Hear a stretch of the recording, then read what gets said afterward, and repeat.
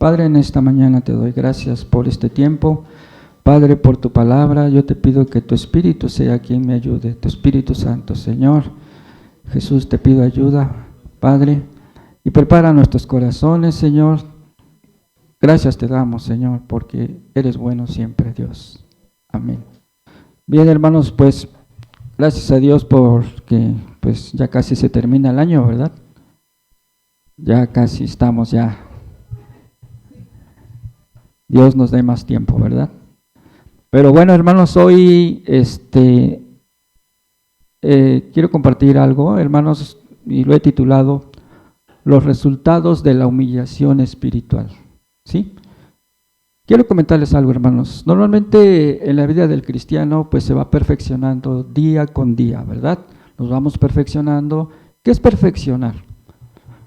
Lo entendemos así. Por ejemplo, ¿ustedes recuerdan cómo eran las teles en los años 70, 80? ¿Cuánto pesaban? ¿Verdad? Eran unas teles pesadísimas, ¿sí? Los tenían uno que trasladar y el control eran los niños, ¿verdad? Ve y cámbiale, ve y apágale, ¿verdad? Eso eran los controles, ¿sí? La otra era que había antenas y a veces la imagen no era muy nítida y le decía, sube a la azotea, a la izquierda, a la derecha, ¿verdad? Para poder, ¿verdad? Vincular la antena con la televisión, ¿verdad? Pero ha pasado el tiempo y todo ha ido cambiando, es decir, ha ido mejorando o se ha ido perfeccionando. Eso es perfeccionar. ¿Cómo son ahora las teles? Ya son delgaditas, ¿verdad? Ya no mandas al niño, ya desde aquí cambias, ¿verdad? A Netflix, al programa que tú quieras, ¿verdad?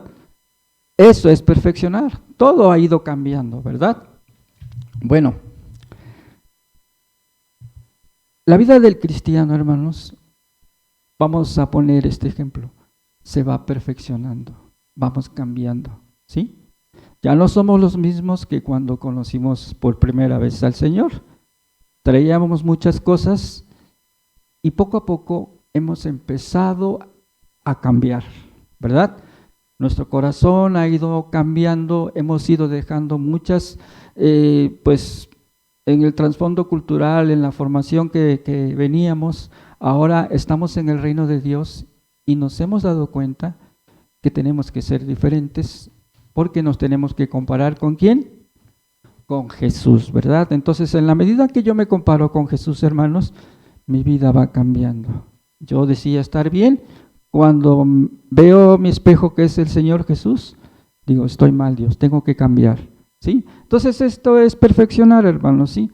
Que realmente las cosas van mejorando, van cambiando, pero quiero decirles algo. Bueno, el tema es los resultados de la humillación espiritual. ¿Por qué esto, hermanos? Porque en la vida del cristiano vamos dejando muchas cosas, pero hay un punto, hermanos, que todavía a lo largo del tiempo batallamos, y es el orgullo, ¿sí? Se comenta por ahí que el orgullo es una de las emociones que el cristiano día con día, ¿verdad?, tiene que ir dejando. Y esto es lo que nos va costando a través del tiempo, hermanos, aún ya siendo cristianos, todavía batallamos con el orgullo. ¿Sí? ¿Sí? Esto es algo que dicen que es lo último que el cristiano tiene que ir venciendo después de que ha quitado muchas cosas. La vida del cristiano va perfeccionándose y entonces, hermanos, vamos a 2 de Crónicas 7:14. Fíjense, Dios lo sabe y por eso Dios le dice esto a su pueblo. 2 de Crónicas 7:14.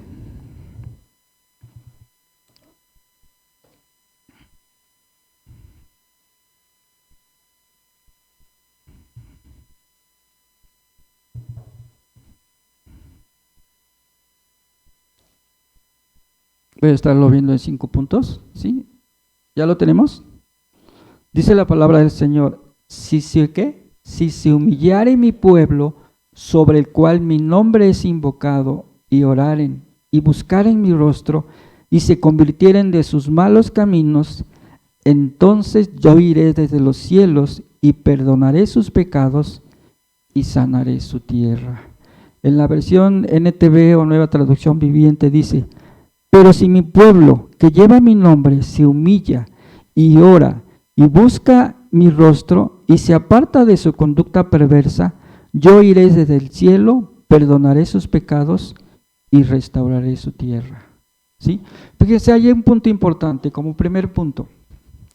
Si se humillare mi pueblo, sobre el cual mi nombre es invocado, es decir, si el pueblo, no se lo dice a la mayoría del pueblo o a los gentiles, se lo dice en específico a su pueblo.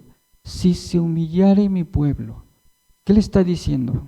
Esto lo está, como un contexto histórico, quiero decirles que cuando Salomón termina el templo de Dios, ¿sí? De hecho, David quiso construir el templo de Dios o la casa de Dios, pero Dios le dijo: no, tú has derramado mucha sangre, lo va a construir tu hijo. Y entonces llega el tiempo en que David, en el tiempo de la guerra, estuvo acercándole el material a su hijo para que él en su momento construyera el templo de Dios. Y entonces, hermanos, Salomón dice que se rodea de gente, de arquitectos, de gente de alguna manera con mucha habilidad dada por Dios, ¿sí? Se levanta el templo, él dedica el templo a Dios y la presencia de Dios viene a ese templo, hermanos, y le da palabra a Salomón. Y una de las palabras que después de haber dedicado el templo, que le da Salomón, es segunda de Crónicas 7:14. ¿Por qué se lo da Dios? Dice: si se humillare mi pueblo. Y en ese momento, hermanos, el rey Salomón había convocado al pueblo a humillarse delante de Dios, a venir y hacer tributo delante de Dios, a adorar a Dios. Pero Dios le dice: si se humillare mi pueblo, sobre el cual mi nombre es invocado. Como primer punto. ¿Por qué le dice Dios esto? Porque Dios conoce el corazón del hombre, hermanos. A veces, hermanos, cuando venimos a Dios decimos: queremos todo con Dios. Queremos todo con Dios y ya no le voy a fallar a Dios. Ahora mi vida ha cambiado y voy a ser diferente y voy a hacer las cosas mejores. Pero pasa el tiempo, hermanos, y las cosas como que no cambiaron. ¿Sí? El orgullo ahí está. Y por eso Dios le dice esto a Salomón: si se humillare mi pueblo. ¿Qué es el orgullo, hermanos? Miren, el orgullo es una emoción compleja que de alguna manera tiene que ver con logros obtenidos, ¿sí? Y en algún aspecto, pues es bueno. Sin embargo, cuando este orgullo trae falta de humildad, falta de empatía, eso es malo, ¿sí? Porque al contrario de superarme para bien, trae un resultado negativo a mi vida. Hay prepotencia, hay orgullo. Y entonces, ¿cómo se puede entender esto? Cuando la gente logra sus metas, sus objetivos, esto es bueno, pero cuando esto lo hace que pues de alguna manera le dé más prioridad a lo que ha alcanzado, lo hace no ser humilde, ser orgulloso. Y esto no tan solo tiene que ver con la persona, también tiene que ver con la cultura. Por ejemplo, Estados Unidos, pues todos sabemos que es la primera potencia del mundo, junto con Rusia, y entonces esto los ha hecho orgullosos y decimos, o entendemos que Estados Unidos es un país grande, fuerte, es un país muy rico, es un país con un poderío militar muy grande, y esto como nación los ha hecho decir: somos mejores, ¿sí? Pero esto al contrario, ¿verdad? Es un orgullo, puede ser bueno, pero también puede haber prepotencia. Por ejemplo, a los que les gusta el fútbol, ¿cuántos aquí les gusta el fútbol? ¿Verdad? A muchos. Como cultura, ¿qué les dicen los argentinos? Somos los mejores, ¿verdad? No hay nadie como nosotros. Como cultura, ¿verdad? Son orgullosos. Dicen por ahí que una vez le dijeron a un mexicano: Oye, pero es que ustedes nunca han ganado un mundial, ¿verdad? Y le dijo el mexicano, que yo sepa tampoco ustedes han ganado una guerra, ¿sí?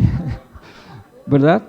Entonces, siempre tratando de ser mejores, en este sentido, es un orgullo vano, ¿verdad? Pero así es el ser humano, siempre orgulloso, tengo esto, valgo por lo que tengo, ¿sí? Y esto crea falta de humildad, falta de empatía. Y entonces, hermanos, es más, esto Dios se lo dice a su pueblo, se lo dice a Salomón. Si se humillare mi pueblo, porque Dios conoce el corazón del hombre y sabe que el hombre siempre se va a enaltecer, somos el pueblo de Dios, somos mejores que los demás. Los demás son gentiles, son como, ¿cómo se les conoce a los gentiles? Como perros, ¿sí? Nosotros somos mejores. Es más, Hitler, ¿sabes qué le decía? Era lo contrario, que decía que los judíos eran como perros. Ellos eran seres humanos, ellos eran seres inteligentes, la raza aria, la mejor que existía, ¿sí? La raza blanca.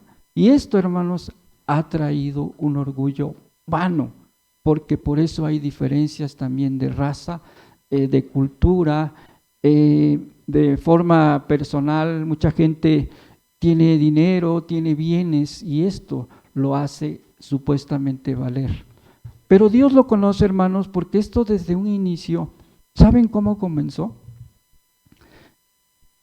Dios un día, todos los ángeles son creados, ¿sí? Igual como nosotros, son criaturas, son creación de Dios. Pero un día Dios creó a alguien, ¿sí? Con mucha sabiduría. Es más, vamos a Ezequiel 28.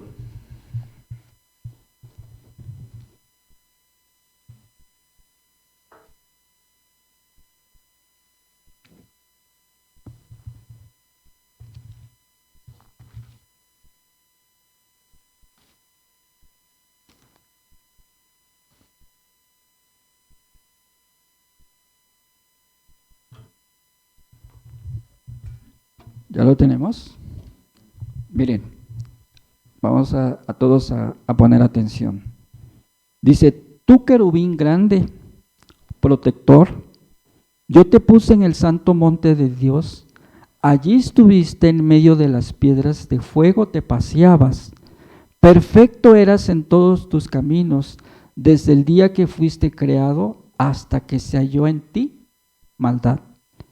A causa de la multitud de tus contrataciones fuiste lleno de iniquidad y pecaste, por lo tanto yo te eché del monte de Dios y te arrojé de entre las piedras del fuego, oh querubín protector. Se enalteció tu corazón a causa de tu hermosura, corrompiste tu sabiduría a causa de tu esplendor, y yo te arrojaré por tierra delante de los reyes, te pondré para que miren en ti. Con la multitud de tus maldades y con la iniquidad de tus contrataciones profanaste tu santuario, yo pues saqué fuego de en medio de ti, el cual te consumió y te puse en ceniza sobre la tierra a los ojos de todos los que te miran. Todos los que te conocieron de entre los pueblos se maravillarán sobre ti, espanto serás y para siempre dejarás de ser. Aquí habla de Satanás, hermanos, ¿sí? Este principio satánico ha estado presente durante los siglos. Dice que cuando Satanás fue creado, hubo fiesta, ¿sí? Dice que los tamboriles sonaron, fue lleno de sabiduría, era hermoso, ¿sí? Y dice que fue, de alguna manera, su atuendo era de piedras preciosas. Y entonces cuando él se vio con todo esto, lleno de sabiduría, lleno de inteligencia, era hermoso, hubo fiesta cuando él fue creado, hermanos. Esto lo hizo ser arrogante. Se llenó de un orgullo vano y dijo, soy mejor que todos, soy hermoso, todos me ven, y entonces yo puedo ser inclusive mejor que Dios. Me sentaré en el trono del Altísimo y seré semejante a Él. Y Él empezó a imponer este principio satánico en los ángeles. La palabra de Dios dice que de 3/4 partes, 1/3 parte, se vinieron con Él, porque quiere decir que Él estuvo hablándole a los ángeles y diciendo, ustedes también pueden ser como Dios, también pueden ser adorados. Y es un orgullo, hermanos, tan tremendo que cuando Satanás fue echado, hermanos, esto es un orgullo que entra no tan solo en el mundo, en la iglesia también entra. A veces entre nosotros los líderes o entre pastores hay orgullo, ¿sí o no? ¿Sí? ¿Me estoy explicando? ¿Sí? Esto, hermanos, si no es nada más para la gente del mundo, es para la iglesia también. Y por eso Dios le dice, si se humillare mi pueblo, le está hablando a su pueblo, no le está hablando al resto del pueblo o del mundo, le está diciendo a sus hijos, porque era el pueblo de Dios, si se humillan, si dejan esa banalidad de sentirse mejores, ¿sí? Yo voy a hacer muchas cosas con ustedes. Entonces Dios sabe que ese orgullo es malo, porque realmente nos lleva a dividir, a sentirnos mejores que otros y empieza una contienda. Por ejemplo, a veces en las iglesias, hermanos, hacemos nuestro grupo. Yo he hablado con mis hijos y yo les digo, ustedes tienen que hablarle a todo mundo. Tú no tienes que hacer tu círculo nada más, porque a veces como en iglesia, hermanos, no todos nos hablamos. A veces a los más humildes no nos acercamos. ¿Sí me estoy explicando? Porque nos sentimos mejores, ¿verdad? En una ocasión conocí a alguien y le dije, ¿cómo se llama? Y me dijo, soy el apóstol fulano de tal. Y yo dijo, ya está, me dio su tarjeta. ¿Sí? Y miren lo que decía Pablo en Gálatas. Vamos a Gálatas. ¿Alguien que me ayude a leer Gálatas?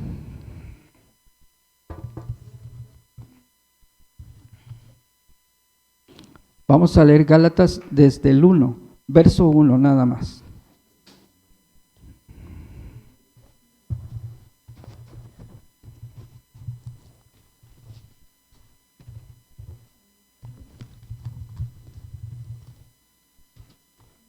¿Sí me ayudan, por favor? En lo que...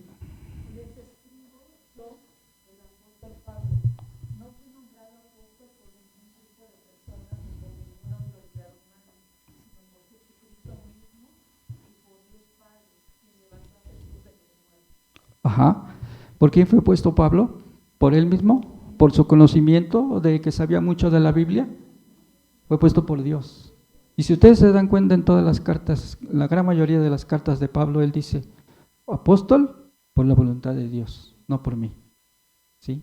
Él siempre hacía eso, hermanos. No se enaltecía, no decía yo soy mejor que los demás, yo predico mejor que los demás, yo tengo más elocuencia, yo hablo mucho mejor que otros. No, hermanos. Él decía yo soy apóstol por la voluntad de Dios. Y mucha gente a veces, hermanos, se vanagloria de lo que ha alcanzado y dice soy mejor, ¿verdad? A mí Dios me usa más. Yo fui escogido por Dios y tú no. Yo no sé por qué Dios se fijó en mí y en ti no, porque soy mejor. Hermanos, eso es una banalidad, eso es un orgullo falso. ¿Sí? ¿Sí me estoy explicando? Dios conoce al hombre, Dios conoce el corazón y por eso le dice, si se humillare mi pueblo, sobre el cual mi nombre es invocado, se lo está diciendo a sus hijos, ¿sí? Humíllense. ¿Y qué es esto de humillarse, hermanos? Es arrepentirte. Le decía, sí, arrepiéntanse de sus pecados, pero reconozcan voluntariamente la grandeza mía, la grandeza de Dios. Esto es lo que yo quiero que reconozcan. Y hermanos, y entonces el ser humano siempre ha luchado con esto y también se lo dice a su pueblo. cambien, sean diferentes, quiten ese orgullo de sus vidas, porque entonces habrá resultados. Y hermanos, ¿por qué les digo esto también? Cuando el hombre tiene orgullo, dicen, hoy no voy a la iglesia porque yo leo la Biblia, yo escucho las prédicas en el YouTube, ¿verdad? Y empezamos como a descansar en mi intelecto, en mi conocimiento, en mi orgullo de decir, yo decido si peco o no peco, ¿verdad? Y entonces, hermanos, poco a poco nos vamos alejando de Dios y vamos creando una religiosidad. ¿Qué es esto? Hermanos, a veces empiezo a buscar o a servir a Dios como una religión y no por lo que realmente Dios es. Por ejemplo, cuando los israelitas, ¿verdad? Cuando pecaban, Dios les había dicho que hicieran sacrificios de animales, ¿verdad? Y de algunas aves, y entonces cuando ya ellos pecaban, hermanos, ya lo hacían de manera normal, ya no razonaban lo que ellos habían hecho, porque tenían que escoger animales que no tuvieran ningún defecto, pero entonces en el templo empezó el negocio. ¿Sabes qué? Ya no traigas al animalito ahí en el desierto, aquí te lo vendo.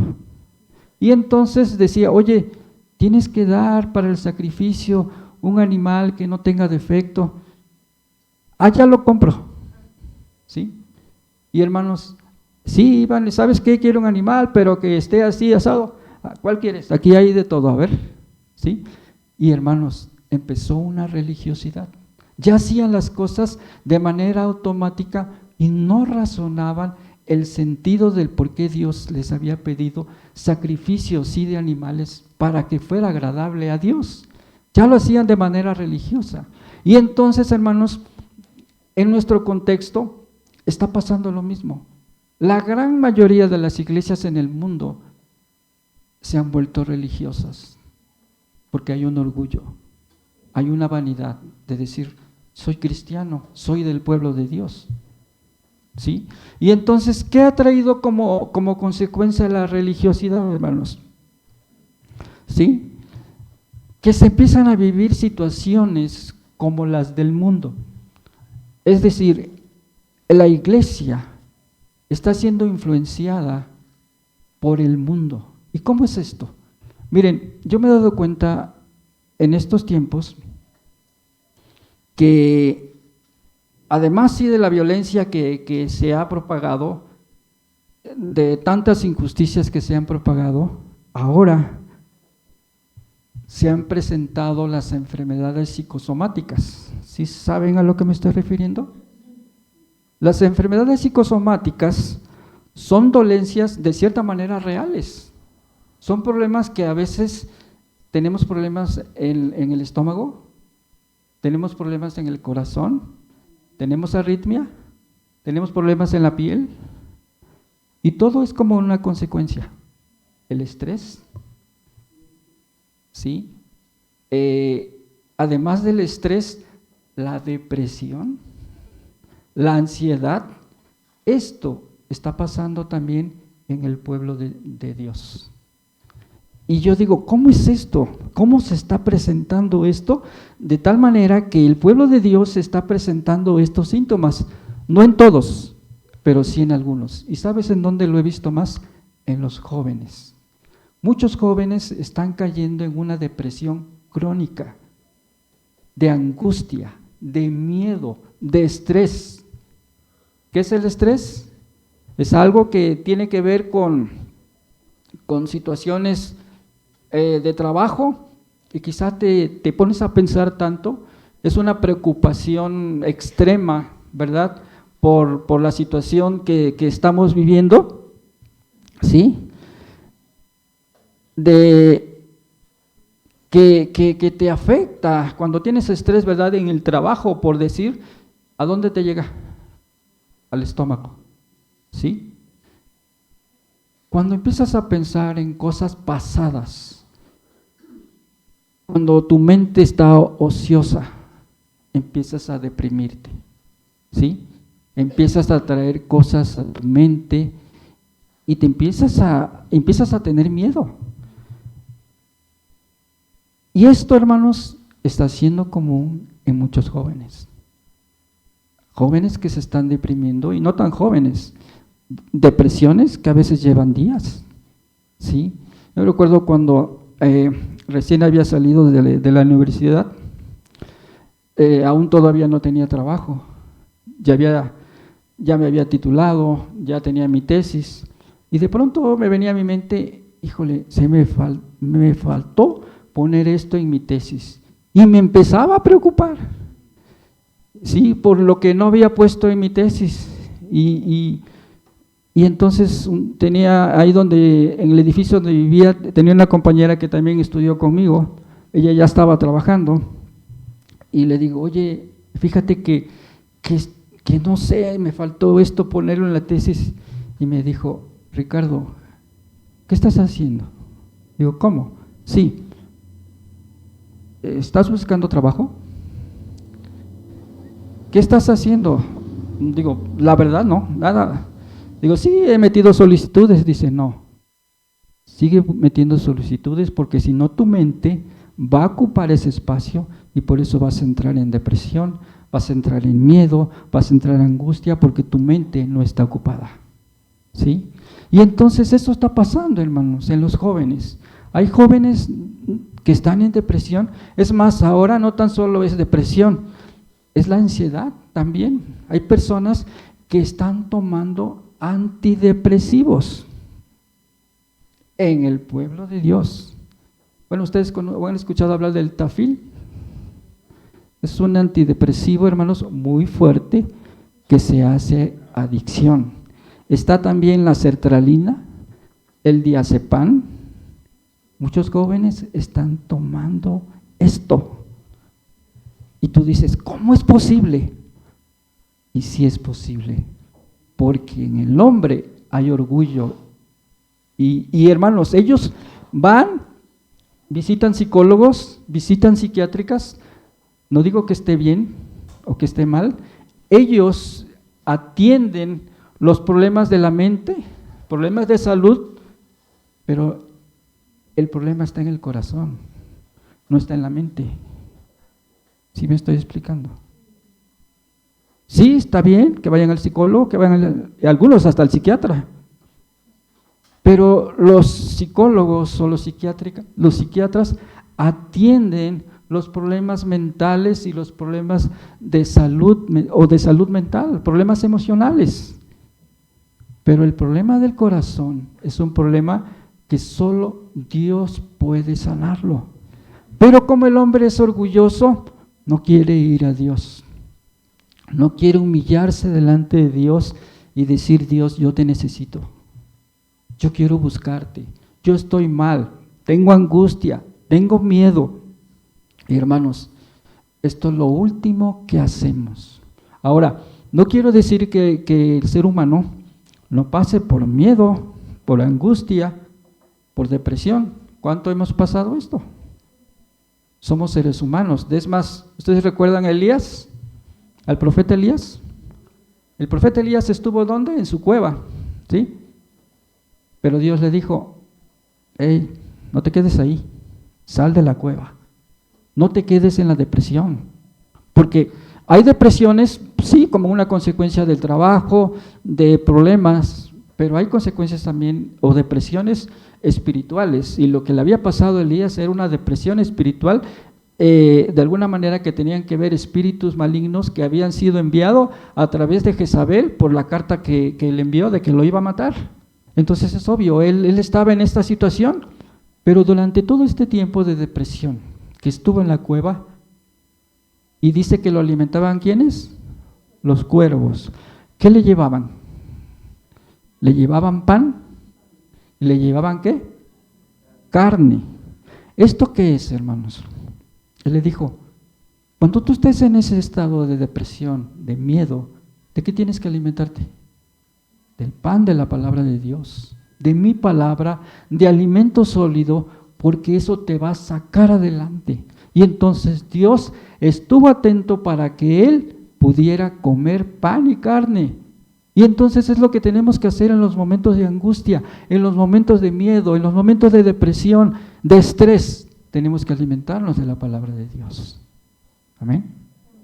Pero dice que también estaba cerca el arroyo de Querit, le proveyó de agua. ¿Esto qué quiere decir? Que si tú vienes y buscas a Dios de tu interior, ¿qué? Correrán ríos de agua viva. Es decir, tienes que alimentarte de la palabra y de la llenura del Espíritu Santo, para que entonces tú puedas soportar este tiempo y salir adelante. ¿Sí me estoy explicando? Muchos a veces decimos, no, a mí nunca me ha dado, yo no padezco depresión, yo no necesito eso, tengo la palabra de Dios, tengo a Jesús. Sí, pero mira, una de las formas en que alguien se puede dar cuenta que una persona es depresiva es a veces llenándose del alcohol, de la droga, pero también hay personas que podemos ser compradores compulsivos. ¿Cuántos conocen algunas de estas personas compulsivas? De una manera están enmascarando su depresión, porque pueden comprar cosas, pero detrás hay una depresión. Y hermanos, en el pueblo de Dios se está dando esto. Y Dios lo sabe, y Dios dice, si se humillare mi pueblo, si tú confías en mí y doblegas tu orgullo, yo voy a hacer muchas cosas contigo. Pero el hombre no quiere. El hombre trata de llenarse con lo que piensa que le va a servir, pero no viene a Dios. Y Dios lo sabe. Y Dios le dice a Salomón, sí está bien todo lo que has hecho, pero tienen que humillarse. Y humillarse, hermanos, es doblegar tu cuerpo, ponerte de rodillas delante de Dios y decir, Dios, yo te necesito. Amén. Y luego dice como punto 2, después de que se humillen, ¿qué más tenemos que hacer? Ahí en 2 de Crónicas 7:14. ¿Y qué? Y oraren. Y oraren. Si yo les pregunto a ustedes, hermanos, ¿ustedes oran? Ustedes me van a decir que sí, pues son cristianos, ¿no? O somos cristianos, ¿no? Decimos, sí, pues sí oramos, pues sí, yo oro a Dios. Pero no es solo decir, voy a orar, ¿sí? El significado de orar sin cesar, ¿ustedes han escuchado esto? Primera de Tesalonicenses 5:17, dice, está siempre gozosos, o sea, siempre está contento. Orad sin cesar. Dad gracias en todo, porque esta es la voluntad de Dios para vosotros en Cristo Jesús. Dice, orad sin cesar. No nada más cuando tengo problemas, no nada más cuando estoy en necesidad, sino siempre estar buscando la presencia de Dios. Y le dice, sí, tienen que humillarse, pero también tienen que orar. ¿Sí? No se trata de una oración literal y continua sin detenerse, sino de tener una actitud constante y de búsqueda con Dios. Esto es la oración. No nada más decir, pues sí, voy a orar esto, por esto. No, es realmente tener una actitud constante, continua con Dios. Esté en tiempos buenos o esté en tiempos malos, debo de ser constante. Esto es lo que Dios quiere. Yo no quiero que Dios decir, no nada más me buscan cuando me necesitan, sino cuando realmente tú estás dispuesto a venir y buscar más de Dios. Amén. Dios dice, y si oraren, es decir, no hagan una oración superficial. No, como cuando vamos a comer, ¿verdad? Padre, bendiste sus alimentos, amén. Y ya comemos, ¿verdad? Decía Ibn, el niño de Toluca, una vez estábamos comiendo y no oramos. Y empezó su oración, Señor, pedimos oración por los alimentos que ya nos estamos comiendo. ¿Sí? Y entonces, hermanos, así nos pasa. A veces somos las cosas como la Vía Express, ¿no? Rápido, ¿no? Orar, no. Realmente es disfrutar ese tiempo. ¿Amén? Esto es lo que Dios quiere, ¿sí? Es un diálogo constante con Dios. Eso es la oración. Muchos a veces criticamos o decimos, es que la iglesia tradicional reza, repite lo que ya está hecho. Yo sí oro. Pero hermanos, orar de verdad es disfrutar el tiempo, es un diálogo, ¿sí? Es un diálogo, no un monólogo donde yo nada más hablo, sino que te esperas hasta que Dios, ¿qué? Hable. Y a veces, hermanos, queremos las cosas así de rápido y decimos, no, yo sí oro, yo sí pido, ¿verdad?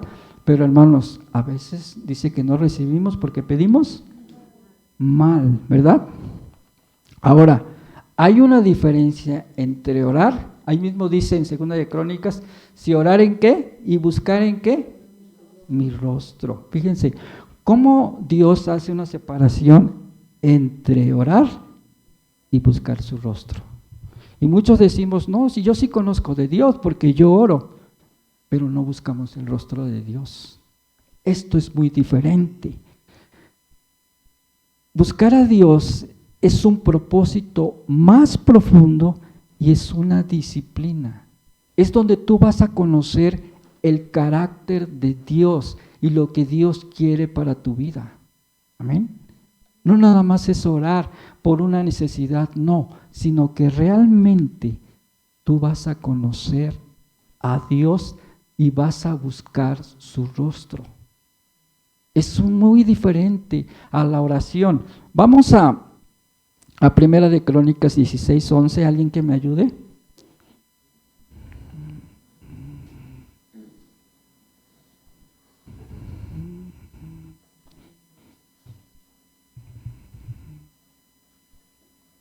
Primera de Crónicas 16:11.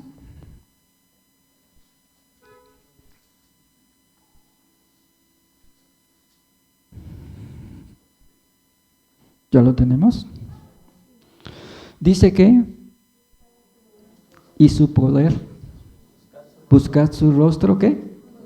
Continuamente. Y no dice orar, sino buscar el rostro de Dios. Pasar tiempo con Dios. Amar con Dios. Te voy a poner un ejemplo. Tú puedes hablar con una persona por celular, ¿sí? Pero cuando tienes enfrente a esa persona, ¿para qué necesitas el celular? Disfrutas la presencia de esa persona, ¿sí o no? Hablas con esa persona, sabes cómo está, conoces todo de esa persona. Cuando tú pasas tiempo con Dios y empiezas a buscar su rostro, hermanos, es algo muy diferente. Y esto es una disciplina y lo haces porque amas a Dios, buscas de Dios y Dios empieza a hablar a tu vida. Amén. Dios empieza a hablar a tu vida y Dios te muestra sus planes. Esto es buscar el rostro de Dios, donde te deleitas, pasar tiempo con Dios. En una ocasión hablaba con un pastor acerca de la iglesia de Australia. ¿Sí saben cuál es el grupo de alabanza que estuvo mucho tiempo? Hillsong. Ok, yo le decía, oye, este grupo cómo está siendo de bendición y fue de bendición en su tiempo a muchas iglesias del mundo. Le digo, es un grupo que está siendo usado por Dios. Dice, puede ser, pero no es el grupo. Digo, entonces, ¿cómo? Es su pastor. ¿Sabes cuánto tiempo ora su pastor? En el día, 8 horas. Conoce el rostro de Dios. Y entonces entendí y dije, esto es un reflejo de lo que su pastor está haciendo. 8 horas continuas buscando el rostro de Dios. Y entonces Dios empieza a levantar todo aquello. Dice, buscad primeramente el reino de Dios y su justicia y todo lo demás es añadido. Y digo, entendí. Y dice, no es el grupo en sí. Es su pastor que pasa mucho tiempo en la presencia de Dios. Y entonces vienen los cambios. ¿Sí me estoy explicando? Eso es buscar el rostro de Dios. no es orar nada más. Por eso dice, primero, como primer punto, tienes que humillarte, reconocer que Dios es Dios. Después, tienes que orar y después tienes que buscar mi rostro. Y cuando todo esto hayas cumplido, entonces, como punto 4, tú tienes que convertirte de tus malos caminos. ¿Cuántos de nosotros todavía a veces llevamos dobles vidas? O podríamos llevar dobles vidas. Yo era uno de ellos. ¿Sí? Decía buscar a Dios, pero llevaba una doble vida. ¿Sí? Y me decía cristiano. Y decía, yo busco de Dios y al rato pido perdón. Pero Dios sabía mi vida y me decía, arrepiéntete, cambia, sé diferente. Y entonces dice Dios que les dijo, ahí mismo en Segunda de Crónicas, como punto 4 dice, ¿y si se convirtiera en qué? De sus malos caminos.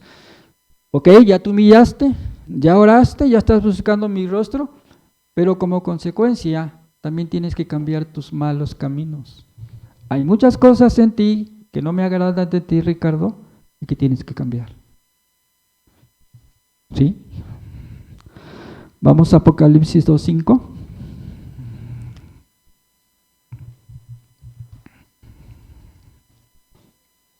Apocalipsis 2:5. ¿Alguien que me ayude a leerlo?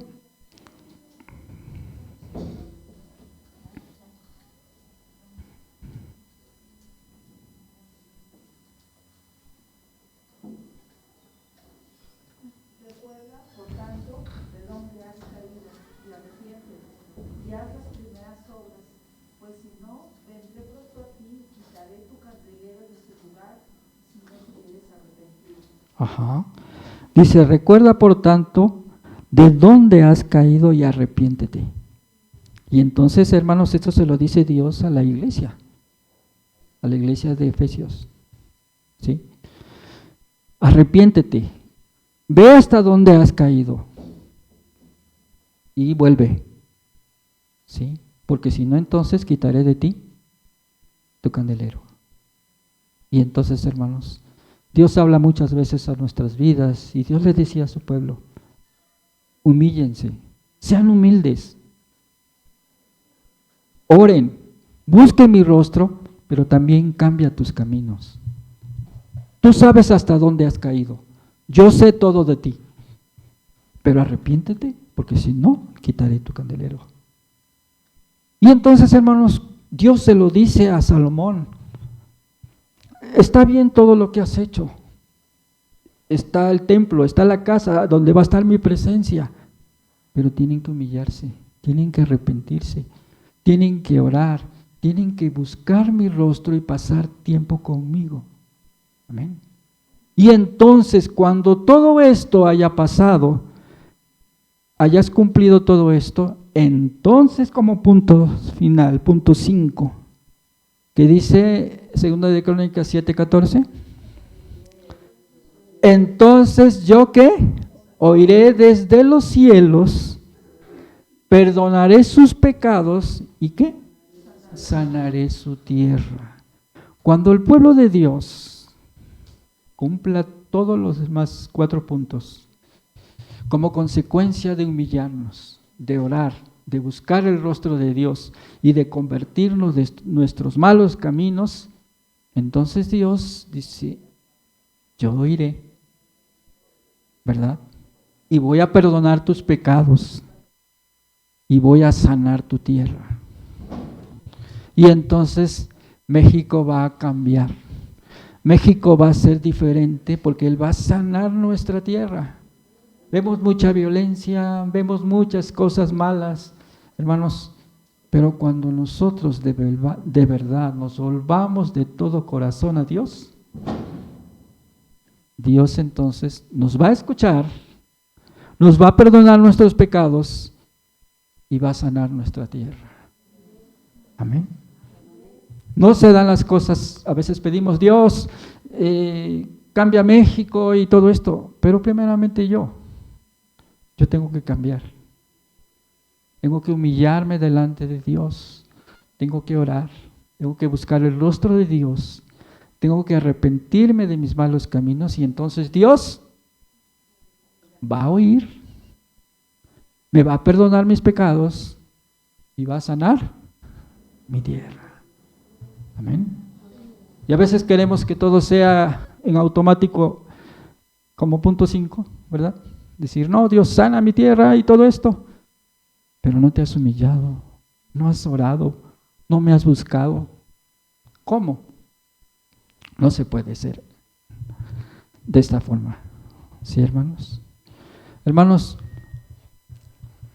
todos hemos fallado delante de Dios, todos. ¿Hay nuevos aquí en casa? ¿Todos somos de casa? Ok. Tú sabes lo que ha pasado contigo, que a veces te cuesta humillarte como primer punto delante de Dios. Yo te voy a pedir que te pongas de pie y vengas a Dios y le digas, Señor, yo reconozco que me falta humillarme delante de ti, que me falta arrepentirme de mis malos caminos, que no he orado lo suficiente ni he buscado tu rostro, Señor. Pero el día de hoy, Dios, yo quiero arrepentirme. Y como primer punto, dile, Dios, yo quiero vencer todo orgullo, vencer todo aquello que me estorba. Señor, hermanos, ahí donde estás, pon tu mano en tu corazón.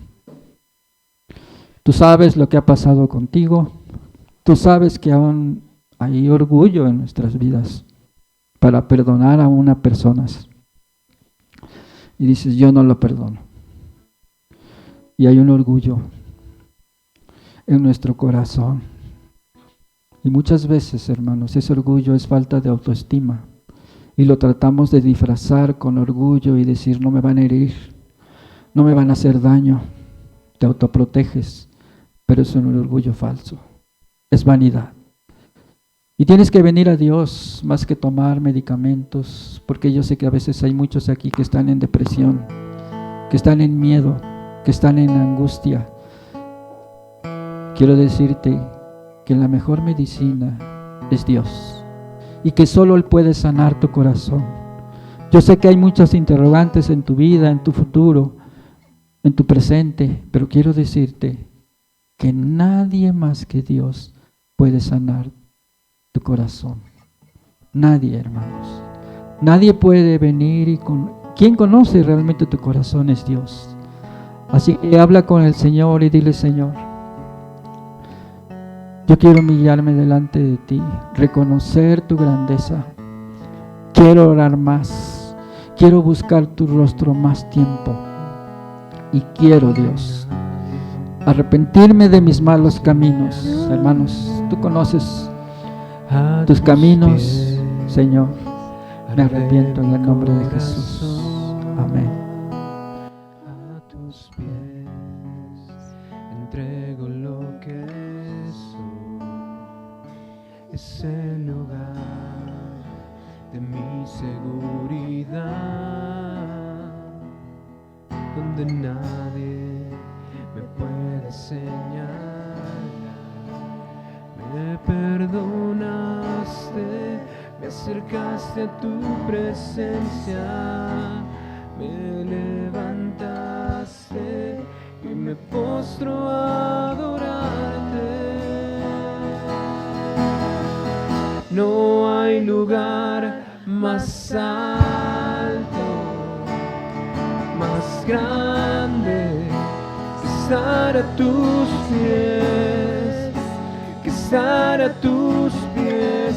No hay lugar más alto, más grande que estar a tus pies, que estar a tus pies. A tus pies arde mi corazón, a tus pies te entrego lo que soy. Es el lugar de mi seguridad,